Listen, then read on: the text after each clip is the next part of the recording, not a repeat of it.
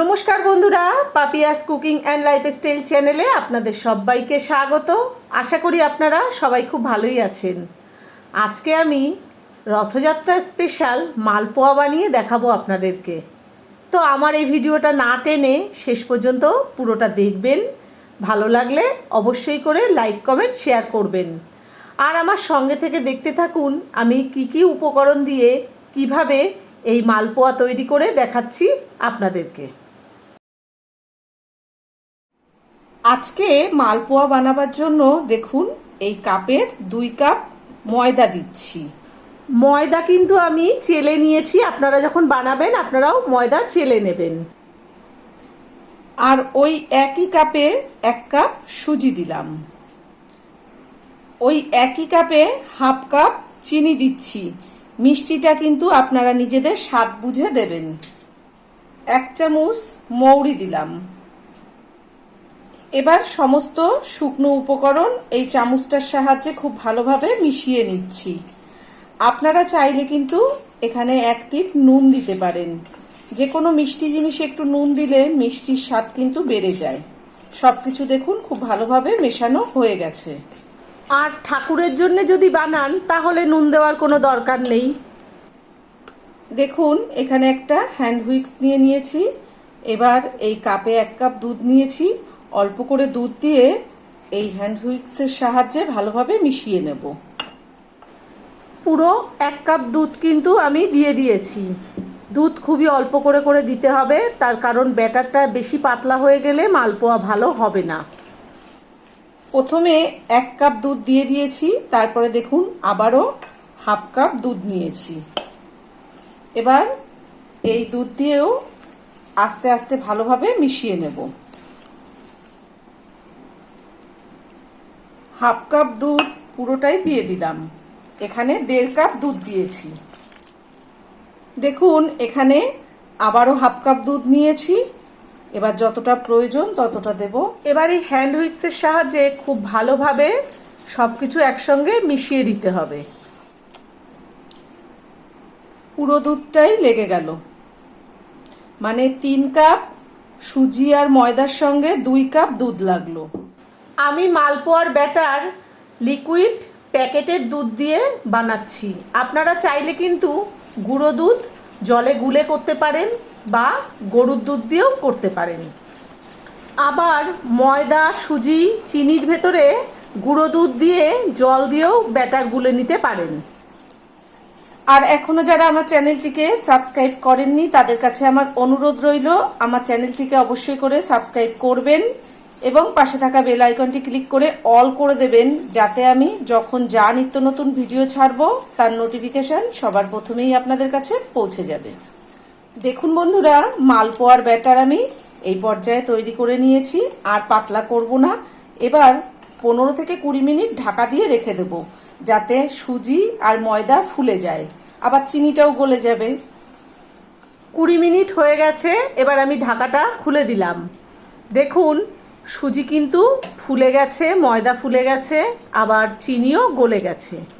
Batter কিন্তু আমার মোটামুটি রেডি হয়ে গেছে। আমি কিন্তু আর এখানে দুধ দেব না। দেখুন বন্ধুরা, মালপোয়া ভাজার জন্য আমার কিন্তু ব্যাটার একদম রেডি হয়ে গেছে। এবার আমি এই হ্যান্ড হুইক্সটার সাহায্যে 4-5 মিনিট একটু এইভাবে ফেটিয়ে নেব। 5 মিনিট হয়ে গেছে। এবার আপনাদেরকে আমি একটু দেখিয়ে দিই ব্যাটার কোন পর্যায়ে গেছে। মালপোয়া ভাজার জন্য আমি এরকম একটা গোল হাতা নিয়েছি।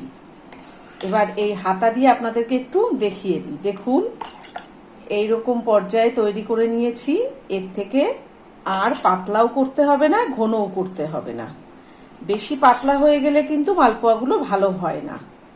দেখুন এই হাতার পেছনে লাগিয়ে একটু দেখিয়ে দিই আপনাদেরকে। একদম পুরো কিন্তু পড়ে যাচ্ছে না, হাতার মধ্যে লেগে আছে। দেখুন হাতা পুরো কাত করে দেখিয়ে দিলাম। তো এবার আমরা মালপোয়াগুলোকে ভেজে নেব। দেখুন বন্ধুরা, মালপোয়া ভাজার জন্য আমি কিন্তু আগে থেকে গ্যাসে কড়াই বসিয়ে কড়াই গরম করে কিছুটা রিফাইন তেল দিয়ে দিয়েছি।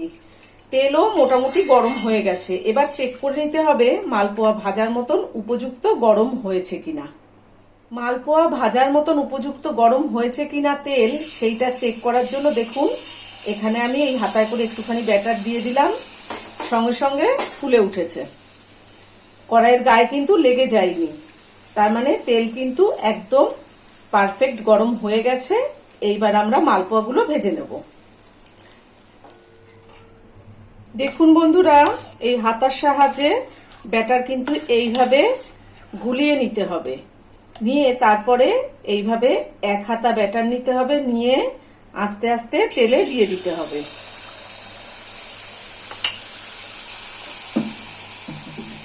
এই ঝাঁঝরির সাহায্যে আস্তে আস্তে নেড়ে চেড়ে মালপোয়াগুলোকে ভেজে নেব। আর গ্যাসের ফ্লেম কিন্তু লোতে রেখে ভাজতে হবে, গ্যাসের ফ্লেম একদমই বাড়ানো যাবে না, তাহলে ওপরটা ভাজা হয়ে যাবে, ভেতরে কিন্তু কাঁচা থেকে যাবে, ভেতরে ভাজাও হবে না, সেদ্ধও হবে না। কি সুন্দর ফুলেছে দেখুন, একদম বলের মতন।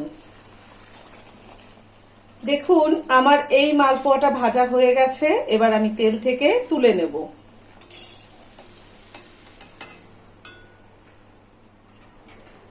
আবারও আমি আপনাদেরকে একটা ভেজে দেখিয়ে দিই। দেখুন এইভাবে হাতা দিয়ে ব্যাটারটা গুলিয়ে নিতে হবে, নিয়ে তারপরে এই এক হাতা করে তুলে এইভাবে কড়াইতে দিয়ে দিতে হবে।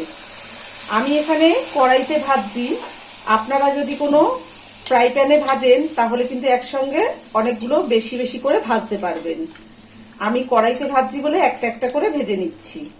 গ্যাসের ফ্লেম কিন্তু লোতে রেখে আস্তে আস্তে ভাজতে হবে। দেখুন এইটাও কি সুন্দর বলের মতন ফুলে গেছে। দেখুন বন্ধুরা, এই মালপোয়াটাও ভাজা হয়ে গেছে, এবার আমি তেল থেকে তুলে নেব। ঠিক এই একইভাবে বাকি সব মালপোয়াগুলো ভেজে নেব। দেখুন বন্ধুরা, আমার কিন্তু সব মালপোয়া ভাজা হয়ে গেছে। আর আজকে আমি যা যা উপকরণ দিয়ে যেভাবে এই মালপোয়া তৈরি করলাম, আপনারা বাড়িতে ঠিক এইভাবেই তৈরি করবেন, করে জগন্নাথ দেবকে ভোগ দেবেন, নিজেরাও খাবেন। আশা করি আপনাদের খুব ভালো লাগবে। এবার আমি আপনাদেরকে একটা মালপোয়া ছিঁড়ে দেখাবো ভেতরটা কেমন হয়েছে। দেখুন কত সুন্দর নরম হয়েছে। আর এই মালপোয়া কিন্তু ঠান্ডা হয়ে গেলে আরও নরম হয়ে যাবে। এখন তো গরম গরম ভেজেই আপনাদেরকে দেখিয়ে দিলাম। তো আজকে আমার এই মালপোয়া বানানো আপনাদের কেমন লেগেছে সেটা অবশ্যই কমেন্ট করে জানাবেন। আবার অন্য কোনো দিন অন্য কোনো রেসিপি নিয়ে হাজির হয়ে যাব। সবাই ভালো থাকবেন, সুস্থ থাকবেন। ধন্যবাদ।